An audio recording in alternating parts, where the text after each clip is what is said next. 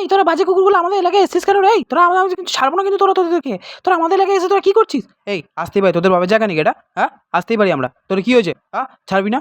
এই দেখবি আমরা কি করতে পারি, দেখবি কি করতে পারি।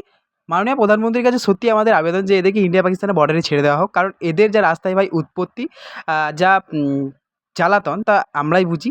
তো এরা এই জ্বালাতন দেখছিলাম সন্ধ্যাবেলা। তো তারপরে মায়ের আবদারে চলে গেছিলাম। মা বলছিল একটু খাবো ইডলি ধোসা। তো বাগিচায় চলে গেছিলাম ইডলি ধোসা আনতে। আর আমার জীবনের মতোই আমার লাইটটাও ছিল না মুখে। তো হ্যাঁ, লাইট এসছে এবার কিন্তু। তো তারপর আমরা চলে এলাম বাড়িতে। তো সেখানে ধোসা আর ইডলি আমরা খাচ্ছিলাম। তো মা বলল যে, "নিয়ে আয় খাবো।" আমি মোটামুটি ফার্স্ট টাইমই খাচ্ছি জ্ঞানত অবস্থায়। তো খেয়ে দেখলাম যে মোটামুটি ঠিকঠাকই ছিল। এভাবে এটা একটা আলুর একটা কি দেওয়া থাকে, আলু সেদ্ধর মতো। আর এখানে ২ ধরনের চাটনি থাকে। একটা এই সাদাটা হচ্ছে নারকেল আর বাদাম দিয়ে করা। আর এই যে লালটা ছিল, লালটা হচ্ছে একটা ঝাল স্পাইসি। এটা টমেটো দিয়ে করেছে। তো দুটো দিয়েই বেশ ভালো লাগছিল। Healthy and tasty. তো আজকে রাতে তোমরা কে ডিনার করেছো আমাকে অবশ্যই তোমরা কমেন্টে জানিও। তো ভিডিওটা ছিল এই পর্যন্তই। অবশ্যই ভালো লাগলে তোমরা শেয়ার করো আর লাইক, কমেন্ট, শেয়ার করো। টাটা।